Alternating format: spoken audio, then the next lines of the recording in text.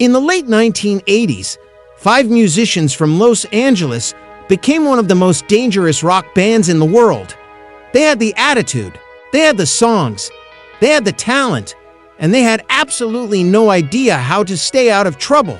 Guns N' Roses didn't look like the polished rock stars that record companies wanted. They looked dangerous. They lived hard, played hard, and fought almost as hard as they performed. But somehow, out of all that chaos, they created one of the greatest rock albums of all time. And then, they nearly destroyed everything. This is the story of Guns N' Roses. The story keeps moving. Before Guns N' Roses became famous, Los Angeles was filled with young musicians trying to make it in the rock scene. Among them was a singer named Axl Rose. Axl wasn't exactly an easy person to work with. He was intense, unpredictable, and incredibly ambitious. But he had something that was impossible to ignore. A voice that could sound beautiful one moment and completely savage the next. Then there was Slash. With his long curly hair, sunglasses, top hat, and Les Paul guitar, Slash looked like the definition of a rock star. But behind the image was an extraordinary guitarist with a style that could make a simple riff instantly recognizable. Duff McKagan brought a different energy to the band. He came from Seattle and had experience playing punk rock. Izzy Stradlin was Axl's longtime friend and a talented songwriter. And behind the drums was Steven Adler. Together, these five musicians formed the classic Guns N' Roses lineup. At first, they were just another struggling band in Los Angeles. They played small clubs. They slept wherever they could. They drank. They used drugs. And they dreamed of becoming famous. But something about them was different. They weren't trying to look dangerous. They actually were. In 1987, Guns N' Roses released their debut album, Appetite for Destruction. And at first, almost nobody knew what to make of it. The album wasn't an immediate success, but then everything changed. MTV began playing the video for Welcome to the Jungle. Suddenly, people were paying attention. Then came Sweet Child O' Mine. The song was completely different from the band's dangerous image. It had one of the most recognizable guitar intros in rock history, and Slash's guitar solo became legendary. Then there was Paradise City. One song after another, Guns N' Roses started taking over. Appetite for Destruction eventually became a massive commercial success. The band had gone from playing clubs to performing in front of enormous crowds. And suddenly, five reckless musicians from Los Angeles were international rock stars. Success had a price. Their lives grew chaotic. Pressure kept building. The media watched every move. They drank heavily. They used drugs. They fought. They missed performances. They caused problems backstage. And the media loved every second of it. Guns N' Roses became known as the most dangerous band in the world. And unlike many rock bands that carefully created a rebellious image, Guns N' Roses didn't need to create one. The stories were real. Their behavior was becoming legendary. But underneath the chaos was something even more dangerous: ego.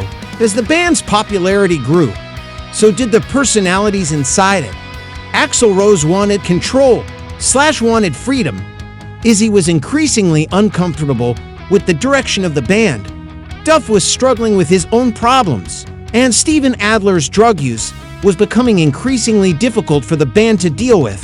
The chemistry that had made Guns N' Roses special was beginning to turn against them. Then came the band's next major chapter. In 1991, Guns N' Roses released two albums, Use Your Illusion I and Use Your Illusion 2. The albums showed that the band was no longer simply a hard rock group. There were huge rock songs, power ballads, piano-driven tracks, experimental ideas, and songs that revealed a more emotional side of Axl Rose. The band was now playing massive stadiums around the world. They were no longer just rock stars. They were a global phenomenon. But behind the scenes, things were getting worse. The original lineup was beginning to fall apart. Steven Adler was fired from the band after his struggles with drug addiction affected his ability to perform. Then Izzy Stradlin left, and his departure was a major blow. Izzy had been more than just a guitarist. He was one of the band's key songwriters. He had helped create the chemistry that made the original Guns N' Roses sound so powerful. Now, one by one, the original members were disappearing. The biggest conflict was between Axl Rose and Slash. They were both incredibly talented, but they wanted very different things. Axl wanted Guns N' Roses to evolve. He was interested in different sounds, different musicians, and a more ambitious artistic direction. Slash wanted the raw rock and roll identity that had made the band famous. Neither side was willing to completely surrender, and eventually, the relationship became impossible to repair. Slash left Guns N' Roses in the 1990s. For many fans, this was the moment the original Guns N' Roses was truly over. Axl continued the band under the Guns N' Roses name, but the original chemistry was gone. The man with the voice was still there. The name was still there, but the band that had conquered the world had disappeared. And then came one of the longest waits in rock history. Axl Rose spent years working on a new Guns N' Roses album. Years passed, then more years. Musicians came and went. Rumors spread. Fans waited. The album became almost mythical. It was called Chinese Democracy. And when it finally arrived in 2008, more than a decade had passed since the previous Guns N' Roses studio album. By then, the music industry had completely changed. But Axl was still trying to prove that Guns N' Roses could exist without the original lineup.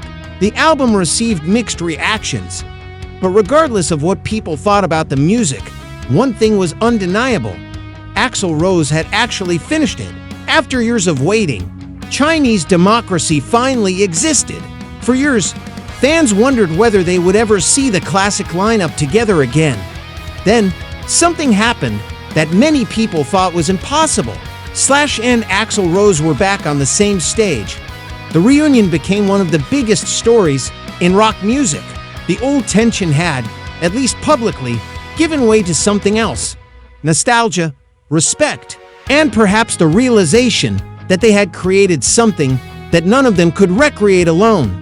When Slash played those famous guitar riffs again, and Axl sang those songs again, millions of fans were reminded why Guns N' Roses had become legendary in the first place.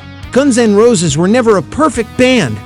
They were messy, they were unpredictable, they made mistakes, they lost members, they fought, and for years, they seemed determined to destroy themselves. But that's also what made their story so fascinating, because their music captured something that polished rock bands couldn't. It sounded dangerous. It sounded emotional. It sounded like five people who genuinely had something to prove. Appetite for Destruction wasn't just successful because of great songs. It felt real. And decades later, those songs still fill stadiums. The band that once seemed impossible to control became one of the most influential rock bands of its generation.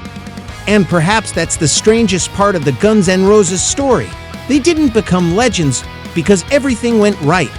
They became legends because, somehow, despite everything going wrong, they created music that survived them. The fights, the drugs, the egos, the breakups, the years of waiting, all of it became part of the story. And maybe that's why Guns N' Roses still matters. Because sometimes, the greatest stories in rock and roll aren't about perfect bands. They're about talented people trying to survive their own success. And Guns N' Roses may be one of the greatest examples of all. Five musicians walked into a chaotic Los Angeles rock scene with almost nothing. They walked out as legends. But the real question is, how much did it cost them to get there?